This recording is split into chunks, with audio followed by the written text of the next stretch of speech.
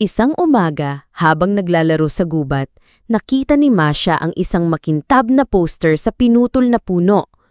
Lungsod ng Maynila, isang pagsasaliksik sa kultura at turismo. Nagningning ang mga mata ni Masha. "Oso! Oso! Tingnan mo to! Tara!" Sumangot si Oso. Ang lungsod? Hindi siya sanay sa ingay at gulo. Pero alam niyang walang makakapigil kay Masha. Kaya, bitbit ang isang lumang maleta na punong-puno ng pagkaing pang-emergency, sumakay sila sa pinakamaagang bus papunta sa lungsod. Lihim na sumampa rin sa kanilang bagahe sina unggoy, ardilya, kuneho at daga na naakit sa ideya ng bagong adventure.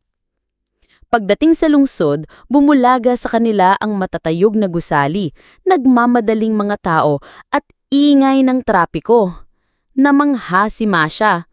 "Ang ganda, Oso! Parang isang malaking bersyon ng ating gubat, pero puro semento." Unang destinasyon, isang art museum. Pilit na pinananatili ni Oso si Masha na gustong hawakan ng lahat ng estatwa at pinturang abstract, ngunit mas mahirap kontrolin ng mga kasama nila.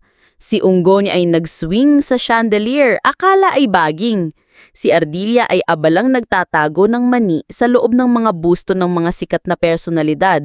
Si Kuneho ay kinagat ang isang velvet rope habang si Daga ay nagmamadaling tumakbo sa paanan ng mga gwardya na nagdulot ng maliliit na takot. Sumunod, isang makasaysayang liwasan. Sinubukan ni Oso na ipaliwanag ang kahalagahan ng mga monumento, ngunit si Masha ay abala sa pakikipaghabulan sa mga kalapati. Si Unggoy ay nangagaw ng lobo mula sa isang bata. Si Ardilya ay pilit na umaakyat sa poste ng bandila. Si Kuneho ay sumusubok maghukay ng lungga sa damahan at si Daga ay nakakita ng isang hindi natakos na piknik at nag-imbita ng kanyang mga kaibigan. Kinagabyang, nagkaroon ng fiesta ng lungsod. Musika, sayawan at sari-saring pagkain. Nagningning muli ang mga mata ni Masha. Agad siyang sumama sa mga mananayaw at sa kanyang kakaibang estilo ay mistulang siya ang nagpasimuno ng bagong bersyon ng folk dance. Si Unggoy ay nag-acrobatic sa mga street lamp. Si Ardilya ay nagpaulan ng petals na nakita niya sa isang flower stall. Si Kuneho ay nagtatago sa ilalim ng mga stall ng street food at si Daga ay nagpapasa-pasa ng mga mumo sa kanyang mga kaibigan. Si Oso, pagod na pagod at gulong-gulo ang buong lungsod sa kalokohan nila, ay pilit silang hinila pabalik sa bus. "Tama na, Masha!" bulong niya habang papalabas sila ng lungsod. "Sa susunod na lang na bakasyon." Pagbalik sa mapayapang kagubatan, huminga ng malalim si Oso.